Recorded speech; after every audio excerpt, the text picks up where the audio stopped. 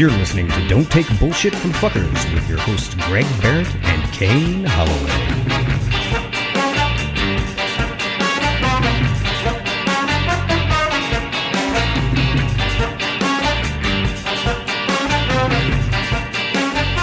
Hey everybody. Well, fuck that. Fuck hey everybody. Who comes out and says hey everybody? Hey like guys. Like what club am I working? Hey guys, welcome. What kind of bullshit thing is hey everybody? Thanks for coming out. Hey everybody. I mean, I mean it. Sure. But it just sounded so fake. Yeah, it did. It just sounded false. You want to do it again? No. Okay. No. I don't. No. It would be more fake to try again. It would be even more fake to go, hey everybody.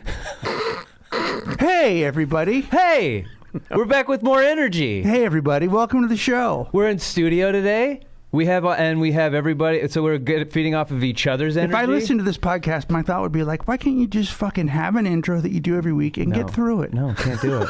It's not just possible. Get through it and get to the thing. Like, what is this horse shit? Like, you guys are acting like you've never podcasted. It's Absolutely. 200 episodes or whatever we've done. 3 years. It's been most of my life, and we can't seem to get the intro right. Yeah. It's always different. We used to really hit the don't take bullshit from fuckers and explain it to people. Yeah. And we gave up on that. Yeah. Yeah. We gave up on explaining it to everybody. Yeah, I mean, you get it. Read the title. What do you think the show's about? Yeah. It'd be weird if somebody started listening when like, this is what this. Oh, I didn't know that going in.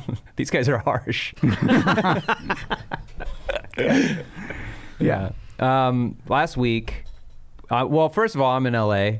And so the audio. And we're is in person. And we're in person. I'm looking right into everybody's fucking eyeballs. Yeah. I can see you guys. I can feel your breath, and I can touch you. Greg won't touch me, but I could if he really. No, we're good. We're super good. Come on, we had man. a hug in the parking lot. It was perfect. It was nice. It was the exact right amount. But let's touch fingertips. Nope. Come on. No. Anyway, I'm down here for shows and looking at apartments, and I got a whole thing going on. And Pat came to the show at the Hollywood Improv, and I said when I came down here we would be talking to some strangers, and we did. We went out, we got off our phones, and had a nice conversation with some really funny people. Met new people. We did. We heard a funny story about someone's butthole getting infected with mud. How can your butthole get infected with mud? There's nothing but mud comes out of your ass. So many things have to happen. So many unbelievably odd things have to happen in order for this story to take place. How? Okay, you just meet somebody. Yeah. How is this the story they tell? Well, we were talking about being awkward in high school and having like headgear and braces and all this stuff. And this girl just goes, I had to sit on a donut. She said it very matter of fact, like she had no intention of making us laugh at this story. She was just sitting, she's like, yeah, I had a donut I had to sit on in high school. And we were like, oh, why? And she was like, my butthole got infected. And we were like, how? She goes, I shaved it for a guy because I thought that's what he wanted. And then I went riding on a dirt bike in the mud with a skirt on, and mud got into one of the cuts and infected it, and she had to have surgery. That's like the Seinfeld tractor story where the girl gets gonorrhea from sitting on a tractor in her bathing suit. It is. That's incredible. We couldn't stop laughing. And we just met this woman. Yeah. It was so funny. Like, there's no fucking way. And like, it sounds made up. Like, it's a story that sounds like it's not real, but she's so sincerely telling the story that we were just like, oh my God, are you all right? And then she's like, yeah. And then you think the story's done. And then she goes, yeah. And then like periodically I had to go to the nurse's office in school, and she had to wipe my cuts. The nurse. Fuck. And her dad. What school? What? And her dad. And does she not have arms?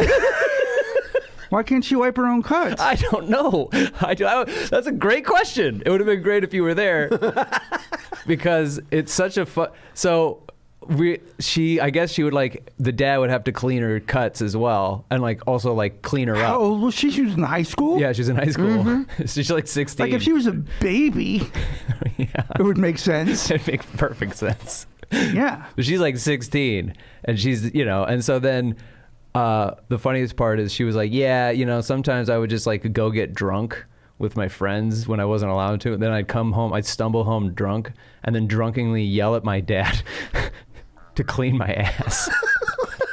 Like I'd be pretty shitty about it. I'd be like, Dad, get in here. I gotta clean my cuts. Pull her pants down. She's a Sigma. Fuck. She beta cucked her dad. Wow. Yeah.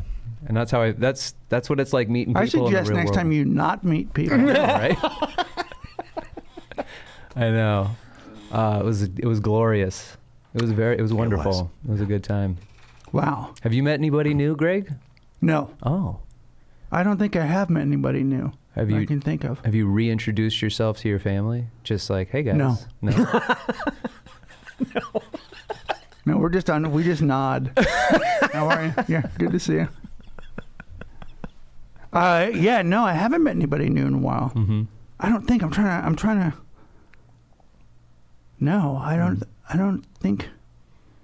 I should meet somebody new. Yeah. Let's just like go out and. I don't when I do shows. I don't talk to people. No. I go home almost immediately afterwards. Yeah. Oh. I usually go straight home. I don't like to stand around and talk to people. No. Not that I don't like people. It's just that I don't. What am I doing if I'm standing around except for waiting for someone to tell me how good they thought I was? Mm-hmm. Yeah. Oh yeah, absolutely, for sure. And I don't want to do that. Mm-hmm. Yeah. No, it's funny. It's funny. We have a lot of fans came to some recent shows in Lacey. We got some Don't Take Bullshit from fuckers, like kind of like all over the place in like these small towns in Washington. A lot of requests in Texas. So if we find ourselves in Texas, we could probably fill something up. Because these small towns love hearing about not taking bullshit from fuckers. Yeah, I'd be stoked about that. Yeah. And so everybody that came out to shows and any fans that came out to the improv shows and any shows coming up, because I got quite a few coming up in San Diego, thank you so much. All you fuckers out there. No, wait, that's wrong. What are our fans called? What are our fans called? Yeah, Disappointed. Do you know, like, podcasts title their fans something, but we can't call them fuckers. No. What are our fans called? I don't know. We got to change the name of the show. You want to get to a question? Yeah, let's do it. All right. Okay, so this is at dtbffpodcast@gmail.com, which is where you can send all your questions. Yeah, please send them. This one comes from Daniel. Am I the fucker? Good day from Australia, Greg, Kane, and Pat. I'm another listener that came to you through FOFOP, and DTBFF has replaced The Dollop as my #1 podcast. I write to you for some advice. The Dollop is also on the All Things Comedy Network. It is. Where we are currently recording our show. Mm-hmm. Yes, it is. Yes, it is. I recently separated from my wife of 20 years. We're married young at 22, and I am now 43. In those 20 years, we managed to have 2 girls, now 16 and 13, buy a house in Sydney, and build our dream home together 13 years later. That's incredible. Sydney's not cheap. Mm-mm. Sydney's one of the most expensive cities in the world to live in. No shit. Yeah. Oof. It's beautiful, too. Oh. Yeah. I'm sure. I've never been. I would love to go. Our marriage had its ups and downs over the years, as most would. My major issue was her lack of desire towards me that only got worse over the years. But overall, I thought we were mostly okay. My thinking was, this is just how it is, and we were getting on well, making a comfortable life together. I was diagnosed with chronic depression and anxiety in 2019 and was doing therapy and medication, as well as trying to limit how much I was drinking. I have since realized that drinking was just my self-medicating. By the end of 2020, I had my drinking under control and was getting on top of my mental health. But nothing had changed with her. If I showed any affection towards her, it was replied with being pushed away or an elbow to the ribs, and anything sexual we did have, I felt was just another chore for her. This all fed my depression and low self-esteem. Oof. Yeah. God. Ugh. However, at the beginning of 2021, it all got too much for her, and she decided she wanted to leave me and live separately. She said, I don't need you anymore. All I need is my girls and my work. I agree at this time. That feels good. Yeah. That feels good. That feels amicable. I'd love to hear that. Oh, my God. Wouldn't it be great? Yeah. You know for sure, oh, it's over. I don't need you anymore. I don't need you. Jesus. Yeah, that's heavy duty. God damn. I agreed at this time that we were better off to live separately, as I knew she was not happy, and I certainly was not as well. She moved to the spare bedroom, and we effectively lived separate lives under the same roof. Still shared the day-to-day housework and finances, sometimes tense, but mostly okay. We began to tell friends and family that we were over. Over the course of 2021, we did marriage counseling to get help with possibly reconciling, but in the end, we agreed that living separately would be better for both of us. This letter is very triggering. Mid-2021, full lockdown, I had come to terms and accepted that we were not going to get back together, so I hit the dating apps, as I needed a distraction and a sense of hope that I was not going to be alone forever, but was really looking for someone to desire me. I have never dated properly before, as I have been married since I was a child. I had a few conversations with some ladies, but nothing that ever went much further than, which do you prefer, pizza or tacos? And I was not feeling very hopeful. Low self-esteem got worse. Then in early August 2021, I met the one that clicked. We texted and chatted for a number of weeks, and once lockdown was over in mid-October 2021, I asked her on a date. It went so well, we decided to get a go-away together the next weekend. I felt this may look too quick, but I had been miserable and lonely for a very long time, and it was my turn to have some fun. But I kept this separate from my children and family life, but was not secretive about it. If they had questions, then I was honest with them.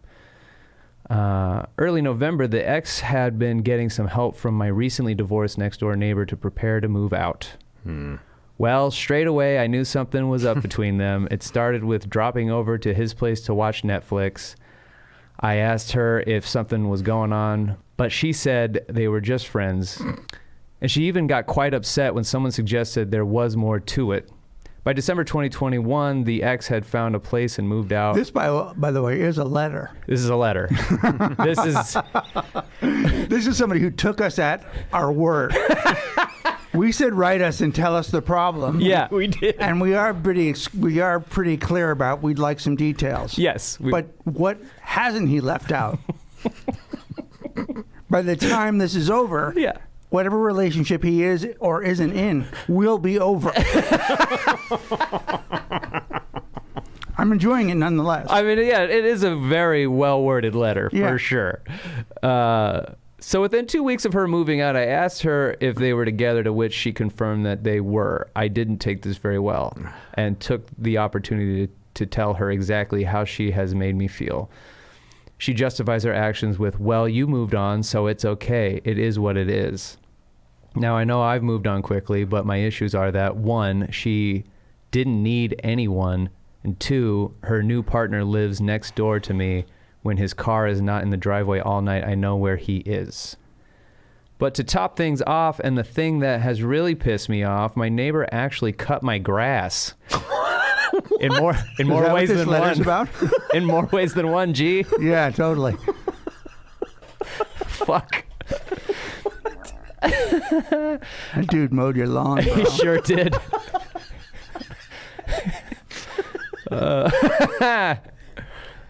Oh my God. As well, the figurative way, but he literally cut my front lawn. Never in 4 years had he done this. Why would he? Why would your neighbor cut your lawn? To me, this was a power move to emasculate me in front of the whole neighborhood and rub my nose in the fact that he is sleeping with my wife. I actually do not have an issue with my ex dating. I can get over that in time, but I do have a problem with having to see it. It's in my face, and it is where I live, my sanctuary, my castle, one of the few places that I was happy. It is. He owns a castle? He does. You know this. Royalty listens to our show. Yeah. Australian royalty. It is inescapable. I cannot look my neighbor in the eye, and I now feel I cannot speak to him or even go out the front of the house.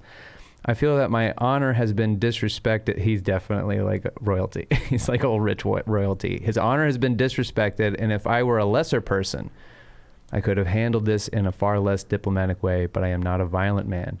So my plan now is to sell the house, move, and only speak to my ex when I have to. She will only get from me what she deserves. So am I the fucker for having these feelings? Am I a hypocrite? Regards, Dan. Wow. Dan. First off, a guy mows my lawn every week, and it does not bum me out at all. Yeah, he's also not sleeping with a mirror, though. Be one. You gotta take one or the other. I don't know that. I mean, you say that, and I appreciate it. It's true. I don't know that either. I've been gone a while. I give Mira a lot of space. Give her a lot of space. Yeah, I don't mind. I wouldn't mind somebody mowing my lawn, but I get his point. I get his point of view. You know, not to the point of being emasculated. Yeah, I mean, he's just. I mean, it's looking for us. It's just something to point to be like, look at his smug piece of shit asshole face, fucking mowing my lawn. You know, like it's everything this guy is doing. Yeah, is gonna piss you off regardless because he's in your shit. Yeah, I mean, you sort of solved your problem at the end by saying I'm gonna move out and move on. Yeah, move out and move on. Yeah, for sure. Don't break up with someone and then live with them. No, terrible. And then date other people. All of that, terrible. All of that is a bad choice. I mean, I get that you want, and of course she said she didn't need anybody. She said she didn't need him. That was the big difference. And then later on, it's like, well, I feel bad because she said she didn't need anybody. All I need is my girls and my work. Well, technically, she didn't need you anymore. Like, you both have fostered a hatred between each other, you know, and it festered and boiled over, and now you guys are done. Yeah. But every people need people. You know, people are gonna like people who need people are the luckiest people in the world. True. That's a lyric to a song. What song? People who need people are the luckiest people. Yeah, it's an old song. I don't know it. Is it your pitch? No. You have a beautiful voice. Sing it again. I don't charge people to listen to me sing. Your dating advice is a musical. But yeah, ultimately the marriage was just over. Yeah. I went through almost all the things except for nobody mowed my lawn or was sleeping with my wife. But Kelsey and I broke up and then had to live together because it was like the start of the pandemic. So we didn't know if it was safe. You know, it was like those early days where you're locked down and you don't even know if you could go to the grocery store. Remember standing in line and shit, and you had to wipe down your fucking cartons of ice cream. Like, so we didn't know if like hiring a moving company and like moving into new places was a safe thing to do, you know. So we just sat in the apartment together for a couple months trying to figure out what we do next. And then in that time, I'm like, do I start dating? Like, do I, right. Fuck it, what do I do here? You know? And like the thought of like seeing her date while I'm sitting in the apartment, she like goes out and she's like, I'm just going to go out. I'll see you later. I'm like, no, there's no fucking way I'm dealing with that. And I asked a buddy, and then I got my place with the stripper who owned the snake, and right. But I solved the problem. I really solved the problem because I got to live with a stripper and a snake. Yeah. My best years of my life, really. But yeah, I would have gotten out of that situation. I know you own a home and everything, and it's like a lot trickier, but the fact, everything you're doing now is good. And you're totally allowed to be fucking mad. Yeah, sure. Your wife pretty much did sort of in her own way, try to emasculate you by being shitty, breaking up with you in a shitty way, and then fucking the neighbor. That's cold-blooded. Yeah. Yeah, and also the fact that she was not open to conversations about intimacy or didn't seem to be, right. you know. Yeah. You're in trouble then. Mm-hmm. You're in trouble if you can't talk about it. Yeah. If you can't figure out why you're not fucking, it's kind of over then. Yeah. They've already made up their mind. Totally. Yeah. You're not a fucker. You're just pissed off. And it's all right to be pissed off. Yeah. Yeah. Yeah. Well, good luck to you. Yeah. Enjoy. Tell us about your new place when you get it. Yeah, your nice big giant castle that you own. Let us know how the dating's going. He didn't finish that story. Whether he's still with that girl. No, I mean I hope he is. I hope it clicked with that girl. Yeah. I wonder what it's like to date in Australia. Is it the same in America? That's how ignorant I am. Is dating the same everywhere? Yeah, they date. They go to the pub a lot. Oh. In Australia. There's a lot of just hanging out and hooking up. Awesome. As opposed to dating. Actual dating. That sounds great. When we went down there and had our books and all that kind of stuff, like that's what they would tell us. Huh. That Australian men don't really ask you out. They just stand next to you. They just stand next to you? That's what they do. That's about as much effort as they put in. The Australian men... I just come stand next to you and that's it, and you're in a relationship. Oh my God, that's super macho. Yeah, that's like dating through osmosis. Yeah. That's pretty great. I'm going to try that. I'm going to stand next to I'm going to loom near a girl. Just loom near. I'm going to loom near.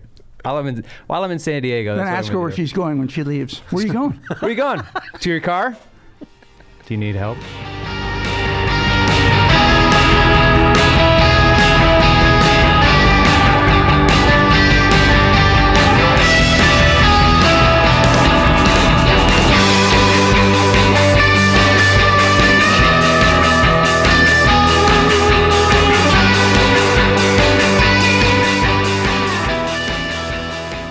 This is the theme song for What Does This Mean song. The theme song for What Does This Mean song. We'll read a self-help quote, and they're definitely not memes. Memes are something completely different than quotes. Quotes are supposed to help you through all the bullshit in your life. And memes are like that poster of that cat hanging from a tree. And it says, hang in there, baby, or Monday. Am I right? Mondays, am I right? So if you can think of a different title, then we'll probably change it. Okay. First meme that we have sent in, I just want to get it right out of the way because I don't want... You're not going to set it up at all? Hey, guys. Welcome to What Does This Mean? That was so awesome. That was organic. Nothing more organic than that while I stare right into the camera. I can only imagine the chills that went up and down the arm of the listener. How do you guys feel now? Yeah. Okay, so some fucking guy named Joe sent in a picture of his cut sandwich. This motherfucker cuts it corner to corner, triangle style, like a sociopath, and he says it just tastes better when you cut it like this. He could be talking about a human body. That's it. He could have been. It's like that. You see that? See that shit? Oh, fuck, he did it perfect. Yeah, look at this. Look at this camera. Look at this fucking sandwich. Oh, it's beautiful. Boo! Look at it. It's toasted. Oh, boo. He toasted it? Is he eating cat food? I hate it. It's fucking gross looking. Joe, you suck. Stop listening to the show, Joe. You fucker. If Joe took you seriously, he would cut a sandwich the other way. He's not worried. He's on the right side. Joe should be worried. And he's got all the approval from me that he needs. No, that's all he needs. No, that's not true. I'm going to cut Joe's lawn. How do you feel about that, Joe? All right. I have one. I got two. One of them is, this comes from Natasha Adamo. Oh, wow. She says, how to protect your self-respect, command respect, and retain your self-esteem. Even when it's hard, even when it's scary, choose honest and respectful conflict over dishonest avoidance, denial, and keeping the peace every time. That'd be tough to put on a pillow. That would be tough to put on a shirt. Why's your shirt so big? Well, the fucking thing I like is really long. It's a good quote. It is a good quote. Yeah. I enjoy it thoroughly. Yeah. And then another one from her. How to win at life. Know who you are. Even more important, know who you are not. And don't waste your time trying to prove either to anyone. All right. That's good. I agree with all that. I agree. I don't know what was happening to me when I took a photo of this. Okay. You guys really got to not judge me too much. Okay, I'm not going to judge you too much. And it's not even, the grammar's not even right. The setup for this. Nothing is beautiful as seeing somebody who has been unlucky in a relationship finally being loved by the right person. I mean, yeah. Nothing is beautiful as seeing someone who has been unlucky in a relationship finally being loved by the right person. Nothing is beautiful? Nothing. It says nothing as beautiful. Oh, nothing as beautiful. It should say nothing is as beautiful. Yeah, nothing's beautiful. But, you know, I finally found someone. That's pretty cool. That's how that makes me feel. Nothing is beautiful as seeing, it's, here's the problem. There's so many more things more beautiful than that. Like, this wouldn't even be on my list. No, of course not. What's beautiful to you? Oh, seeing somebody in the right relationship. Especially someone who's been dogged most of their life. Oh, it's so great to see them in a great relationship. Oh, my God, I love it. I love it. The smile on their face when they're next to the person. They just finally are in the right place. Yeah, their parties are better. I love going around them. Not as many fights. Cuts his own lawn. Yeah, that's just, and I took a picture of that, and it's on my phone now. Well, because maybe at the time you didn't see anything as beautiful as that. You know? Maybe that's where your headspace was. Yeah. All right. Yeah. Okay. All right. Pat, what do you have? Oh, you're not going to like this. Oh, my God. I can't wait. Your vibe Yikes. attracts your tribe. Yikes. Oh, fuck. Holy shit. It rhymed, kind of. Your Is vibe. this my tribe? Fuck, this is my tribe? Is this your vibe? Oh, my God, this is my vibe? So this is our tribe. Oh, fuck. Wow, we really fucked up. I got to get a new vibe. Oh, my God, I got to get a new tribe. I got to change up my energy because if this is my tribe, I've done something wrong. Holy shit. Your vibe attracts your tribe. Jesus Christ. Okay, what else you got? You're not going to like this one either. As long as you feel pain, you're still alive.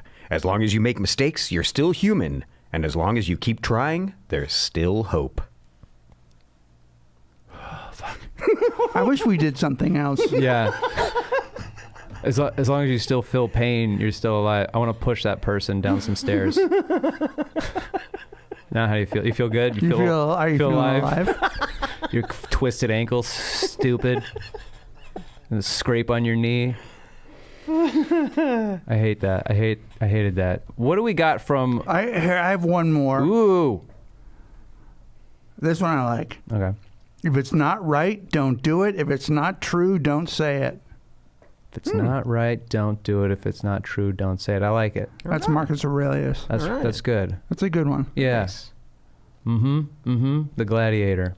Okay. Fuck yeah. All right. We're back. We're back, baby. We're back in the swing of things. Hyped about it. Yeah, fuck yeah. And you know, I wouldn't say that if it wasn't honest. Yeah. Truly. If it's not true, don't say it. I won't do it then. Yeah. I'll just keep my fucking dumb mouth shut. Yeah, me too. I do have another one that I think is actually on the winning team here. Okay. I think you guys might enjoy this. I feel like in relationships, there's only room for one mentally ill person. Somebody's got to be stable, and it's not going to be me. That's true. That's true in mine. Absolutely. And the challenge then there is to find the stable person. What if you don't know you're the challenged one? Like you got the problem. What if you don't know? Then you go in and, you know, and they're always telling you got a problem. You know, and then it's like a bunch of soul searching. I really deconstructed this more than I think I needed to. You know what? Let's cut this all out. This part's going to be in a clip show. Is that a new tattoo? Oh, yeah. I got a new tattoo. Check it out. Bam. It says Thwip. Because the scar on my, I got oh my God, this is the dumbest story ever. So this scar here looks like Tobey Maguire's spider web shooter in the Sam Raimi Spider-Man. Yeah. So I put Thwip there because that's the sound that the webs make when they come out of his body. That's also the last sound that Spider-Man makes before Gwen Stacy's neck snaps. Oh, God. He's at the top of the building, and she's falling, and it goes thwip, and then it grabs her and snaps her neck, and she dies. Jesus Christ. Well, I think the ground had a lot to do with that. No, she doesn't hit the ground. Her neck breaks. Her neck breaks in the air. Doesn't she's falling so far and so fast, which is there's a logic to it actually. Yeah. You know, like when people are falling at that speed. Something that like stops them could snap their neck. Yeah, and kill them for sure. I thought her so head... it makes it completely his fault, not the ground. Well, doesn't like the Green Goblin had something to do with it, right? The Green Goblin knocked her off. Yeah, sure. Yeah. So Spider-Man tried his darndest. I mean, he made up for it. He saved MJ.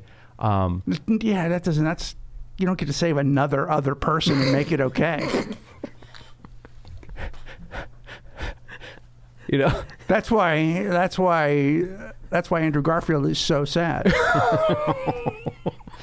You've just made my tattoo so sad.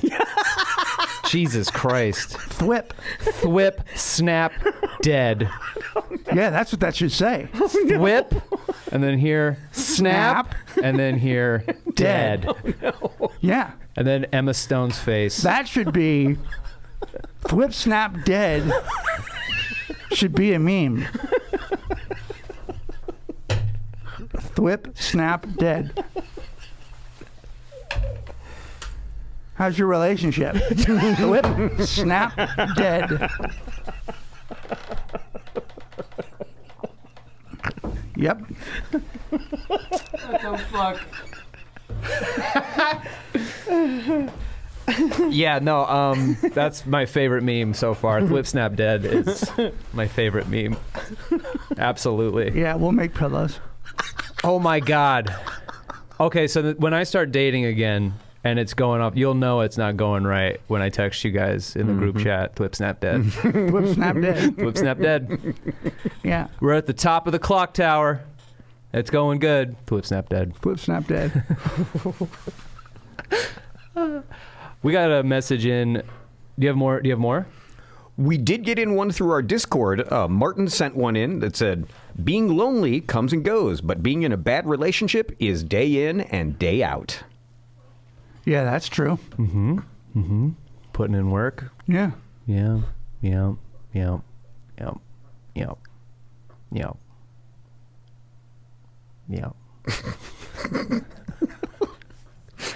Well done. That made me sad. That just made me sad. The day in and day out of somebody being in a bad relationship. Just, I hate it.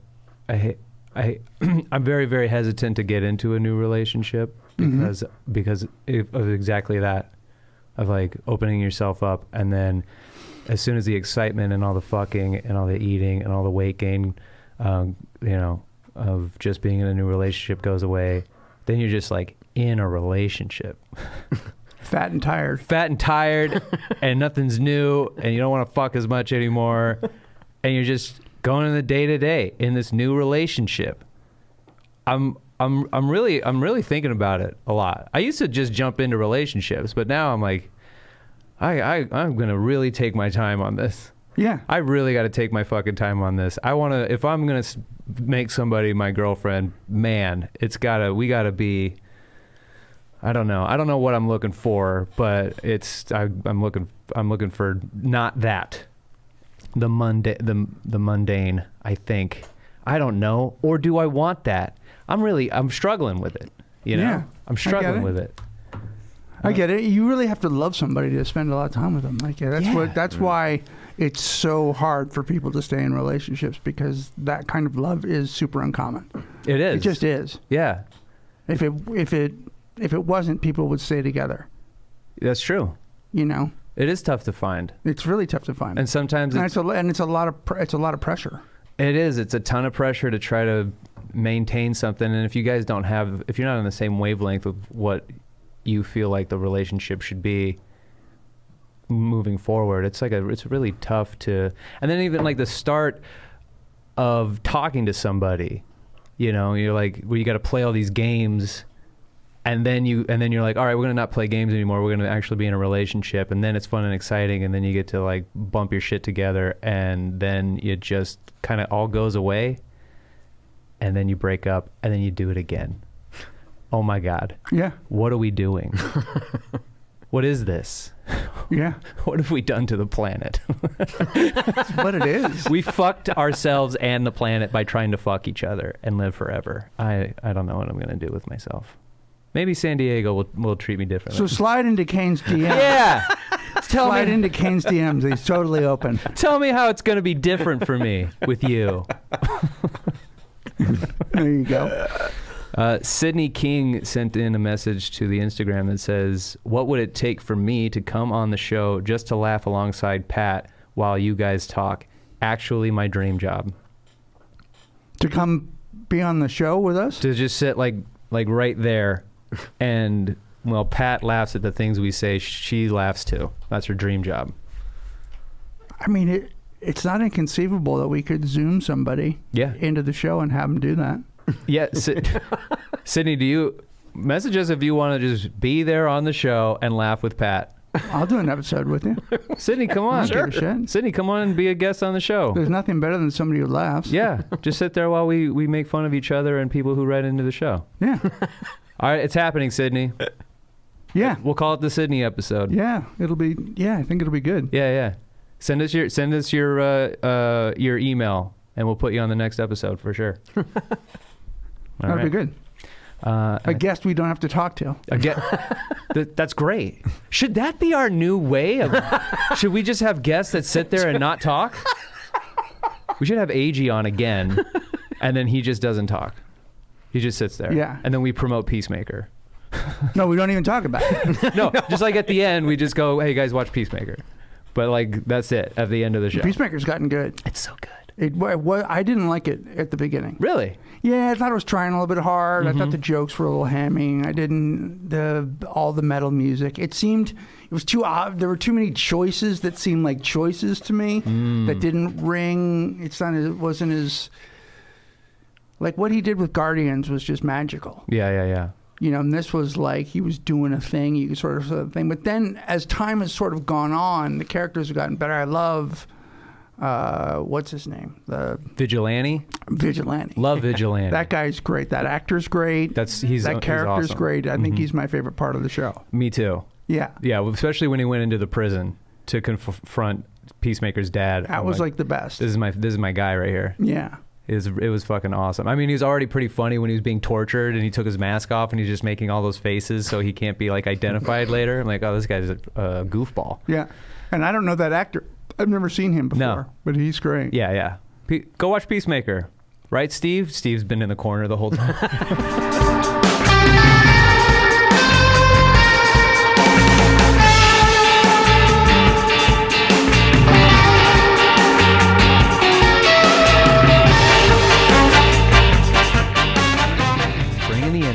Bringing the energy. Everybody ready? You know, guys, I want you guys to come and see us live when we're out and about. Support us in live comedy. You guys have already done a great job of it. Go to kaneholloway.com and you can see where all my live shows are coming up. I'm going to be in Pittsburgh next week. Oh, my God. Where are you going to be? At the Improv. Fuck yeah. So come see me if you're from Pittsburgh. Hell yeah. If you love the show and you live in Pittsburgh, you're not doing anything else. That's true. That's just honest. That's true. That's just honest. You actually have the time. Yeah, exactly. You have the time for sure. Bring everybody. So come, bring a friend. Come out. I can't see you after the show because I'm super COVID phobic. Yeah. But you can shout out during the show that you like the podcast. Yeah. And when we figure out what you guys are called, then we'll call you that at live shows. Yeah. Everybody has one. Yeah. And we'll figure. Right now, pillows is the only word. Pillows, yeah. Hey, pillows. Oh, no. Oh, no. Ew. Oh, I got caught in my throat. I don't feel good. Okay, so we got an update from Samantha. Samantha previously wrote in about working at a weed dispensary in Canada where she was told that because she's a woman, she's not as good as a man in this industry. In the weed industry. In the weed industry. Which is so male. It's the most male thing ever. What the fuck is going on? And Canada, of all places. Like, if she worked at a place that made kettleballs, maybe I could see the point. For sure. Yeah. You know? Yeah. But maybe she can't carry the really big ones. Yeah, as all these like giant muscle-bound rock John Cena looking motherfuckers. Yeah. Bro, if you work in weed, yeah, please. What are you doing? I can't roll a joint. I have never been able to roll a joint to save my fucking life. And that's, you know, and I'm a man. I think that's like fucking step one of working in the weed business, right? I think it used to be. Really? Yeah, I don't think people smoke joints that much anymore. Well, they do. They smoke blunts. Yeah, blunts. You smoke blunts, right, Pat? I don't. I don't care for the mixing of the tobacco. No, thank you. Oh. But what do you smoke out of a bong or? I smoke out of a nice glass pipe. Oh, cool. Do you have a name for your pipe? I don't. I'm not that fucking Thank guy. you. I am not that fucking guy. I would have really. You would have had to. You would have had to leave the show. Yeah, we would have just given your job to Sydney. Yeah. For sure. We don't know Sydney, but we know she doesn't have a name for her pipe. All right, so Samantha, this is the final chapter of The Dickless Pot Grower. Hi, everyone. Well, here's an update from the land of weed and sexism. We had another incident, and I made the massive mistake of standing up to the fuckers at my work. We had some general maintenance issues outside of my department. However, when these were brought to light in a meeting this morning, it was stated that the issue probably stemmed from my judgment being clouded by emotions, because that's what you get when you have a woman doing a man's job. Well, it was my final straw after 2 weeks ago when I suffered pregnancy loss, and my supervisor's response was that it's a shame my tits were going to shrink. Oh, God. Then last week being told again to grow some balls, followed by a threat of being demoted because working under a man would do me some good. This comment was coupled with an absolutely nauseating lower back touch. I couldn't take another hit. So I said that not only am I excelling as a woman doing a man's job, but more often than not, I'm the only one working. But I guess I swung my dick too much with that because they fired me on the spot. No idea where to go from here, but I thought completing my saga as the dickless grower seemed right. Could be the shock, or maybe my ovaries are clouding my judgment in sending this. Oops. Sincerely, your favorite almost homeless dickless grower. Oh, and the new merch is totally banging. That's from Samantha. I love that she's fired and buying merch. Yeah. She's finding solace and comfort. Yeah. In an always be blocking pillow. In a thirst trap shirt. In a popsicle pat mug. Samantha, I really appreciate that all your hard-earned money is going to us. So we appreciate it. Sorry that you had to deal with all that shit. That just sounds so super toxic, though. Yeah. Those just sound like bad people. Yeah, they're not terrible. the weed industry in general. I'm sure it's fine. I know some people that work in weed and they're lovely. Yeah, me too. But you're better off. Way better off. Trying to rise up in this in a business that's always just going to be holding you down. It's pretty pointless to work there anyway. Who makes a joke about somebody's tits after they've lost a baby? Unreal. It's shockingly. I'd fucking want to throw that guy down a flight of stairs. Yeah, absolutely. Yeah. That's pretty. I don't understand how this place is in business. How this place hasn't been taken down. It's shocking to me. And they're Canadians, which just seems so strange to me. I know. I can't get over the Canadian thing. They're Canadian and they're cocks. What the fuck? I mean, usually Canadian people are pretty cool. Yeah, pretty jovial, sweet, nice people. I think.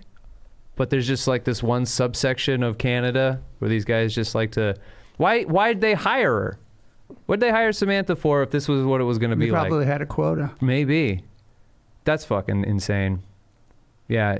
Sorry that you about the pregnancy loss and everything, but you'll find something better. Yeah. You'll be able to grow somewhere else. Yeah. Yeah, for sure. And now on to our Reddit remix. Reddit remix. Okay. There's a hot caveman that lives in the woods near me, and I'm attracted to him. Oh, no. Why are we going down this path again? This is like the Grinch. It's I love it so much. Okay, first of all, this is not a shit post, even though it 100% looks like it. Throwaway because my mother knows my account, so let's start. Oh my God. So many throwaway accounts so people can vent about the weird shit they're into. Ever since I was little, I would swear there is a man wild living in the forest near our very isolated mountain village. I would see him in the distance in the woods, sometimes from my window, sneaking into the village. These sightings would happen 2 to 3 years apart. Other people would claim to have seen him too, but most people just thought it was a myth or a legend for kids. Well, it is not a legend. 1 week ago, in the dead of night, I saw him from my window stealing a dog, and now that was my opportunity. I got dressed and I run outside the house. I followed his tracks in the dead of night. It was easy because of the snow. About 200 meters into the woods, I found the dog. He had released it. About 1 kilometer into the woods, he screamed, "Who are you?" And I said, "Me." And he came out from behind a tree. And let's call him George, because that's his name, okay? George, "Why are you following me?" Me, scared shitless, I didn't respond. George, "Why are you following me?" Me, "Because you stole my dog," which is a lie, it's not her dog. George, "That's not your dog. That's whoever's dog. He clearly spies on us." Me, "Well, why do you need a dog?" George, "None of your business." Me, beginning to realize that I am in the woods in the dead of night alone with essentially a beast that is screaming at me. I should go. George says go.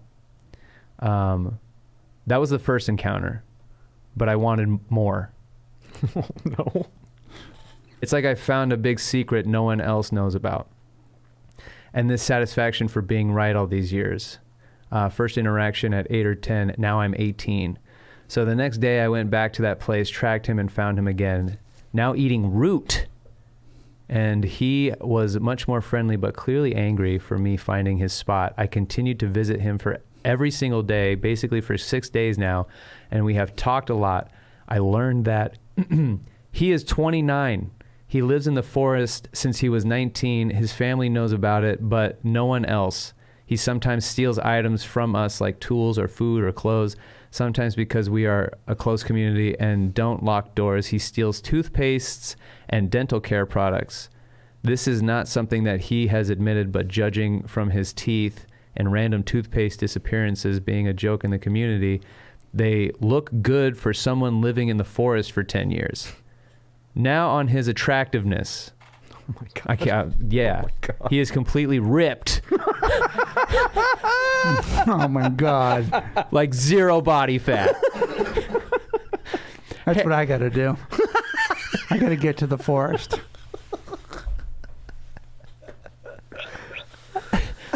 Dude, okay. He's hairy and old looking. Exactly the masculine kind of type of man I'm into. To me, he is a 10 out of 10, both in looks and mannerisms. We have come kind of close. Natural for him if he basically never speaks to anyone. Our last date, the topic for sex came up and how I had never had sex and no one would want to have sex with me. And he said, "Well, I am here if you need me." Wow. There's not enough going on in this story. No. That was yesterday, and I think about it every minute. I mean, I am very flattered. No one has told me No one has told me that they find me attractive before, and I kind of want to have sex with him now. I think he's hot. Here's a list of bad things and good things. He is an animal. He is a dog thief.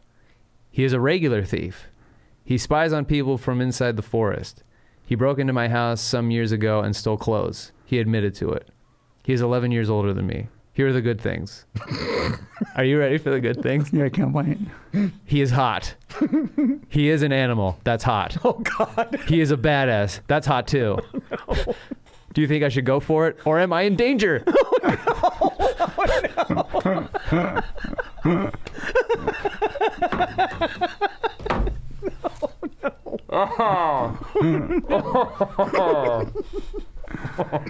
Oh, my God. Oh, God. Go for it.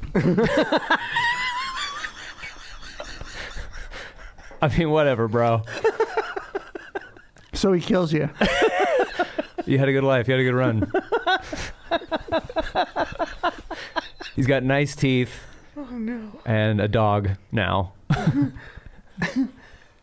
And he just lives in the woods. Just lives in the woods. She didn't say like whether he lived in a tree. Yeah, or or cave. He had a. Yeah. Or he'd built a cabin. Just in the mountains. And man, hot as fuck. This guy. Zero, dude. He's ripped. That was my favorite part of the story. Well, I keep wondering, when's he taking his shirt off around her? Oh yeah. Does he bathe? Does he like bathe in the river? You know? He's got a stink. So you're going to have stinky, rough animal sex? Oh my God. Oh my God. It's fucking... Jesus.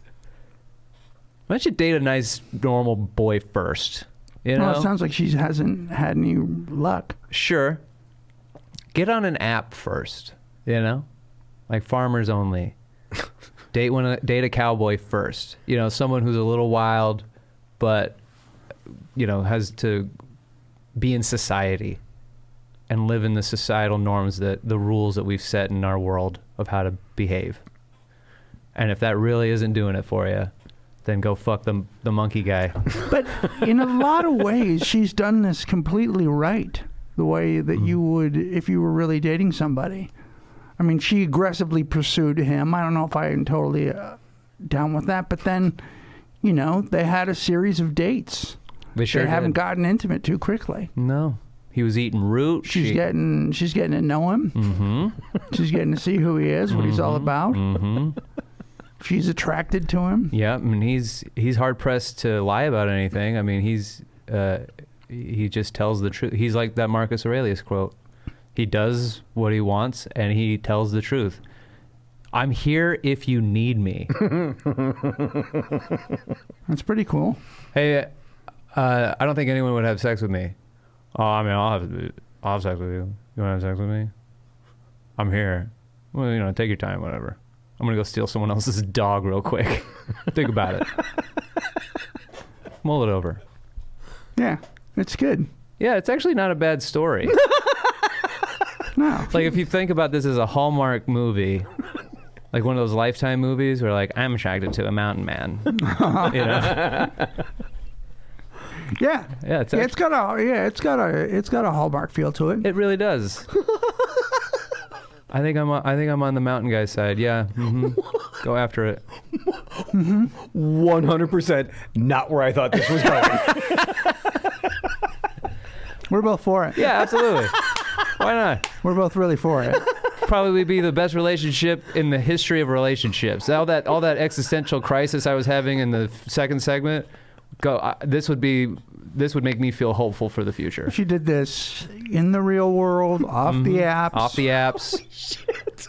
Plus, he's been around her whole life. First he was a myth. Yeah. He was a myth. That's like stumbling upon Santa Claus and then finding out he's ripped. Oh, no.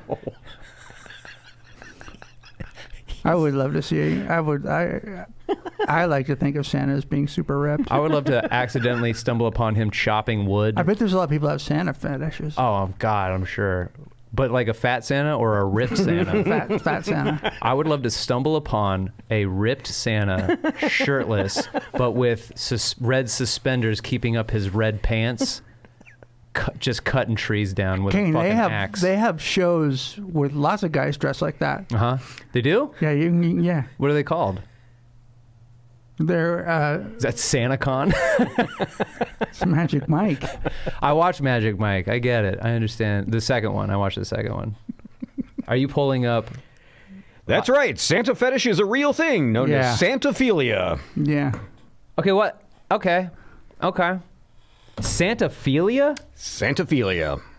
All right. What about mountain men being ravaged by a carnivorous mountain man? I think that's been around. Yeah, for sure. He's got to hold a double-sided axe, though. You know? There's blades on both sides. That's the only way I see him. Constantly shirtless, wearing a bear skin. He wrestled a bear. And he didn't go out like a bitch like Leo DiCaprio in The Revenant. No, but you're sort of describing the guy that went to the White House on January 6th. I guess I am. Oh, no. This chick's into QAnon, the QAnon, guys. Yeah. the QAnon shaman. I guess I am describing him, yeah. Is there a QAnon shaman, Philia? This is a perfect time to mention that we have merch. At the go to our Redbubble store. Yeah. Patreon. We've got a Patreon account. We do have a Patreon account. Patreon.com/DTBFF podcast. Yeah. We have bonus episodes and video of the show. You can enjoy our faces while listening to our beautiful voices at the same time. There's also our notebooks. Yeah. If you want to write down your fuckers and the bullshit, go get a Don't Take Bullshit from Fuckers notebook. I just started a journal. You did? Yeah. And you feel good about it? No. No? Oh, no. I don't know that it's useful or not. We'll see. Okay. It's got prompts in it. Ooh. Yeah. Right. If you're at all interested in the thoughts, musings about dating, if this woman hears this episode about dating the mountain man and wants more advice, Greg, you have a whole dating course. I do. I have an 8-week course, and it'll change your life, and you'll meet somebody. Yeah, for sure. I love that I said for sure. For sure. For sure. Yeah, absolutely. And you can just DM me, and we can talk about it. We'll set up a free 15-minute call. Hell yeah. Yeah. You can also DM the show at DTBFF Podcast. You can follow me at Kane Holloway. Yep, you can follow me at It's Gregors. I'm at DTBFF Producer Pat.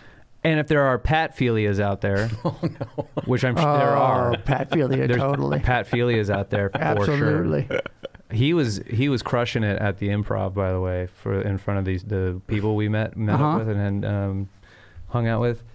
The cheese thing, I brought up the cheese. He's very humble, Patrick is. Yeah, I know. And I brought up the cheese thing, and everyone's eyes turned completely infatuated with his cheese shit. Yeah.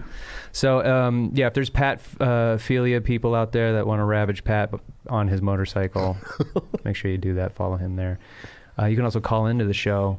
What's that number, Pat? That number is 323-379-5544. Don't take bullshit from fuckers. Fuck them. Hey there, if you like the show, you can find bonus episodes and more at our Patreon at patreon.com/DTBFF podcast. And then rate the show 5 stars on iTunes because it's the right thing to do. All music by the Rating Monarchs, produced by Patrick Kelly.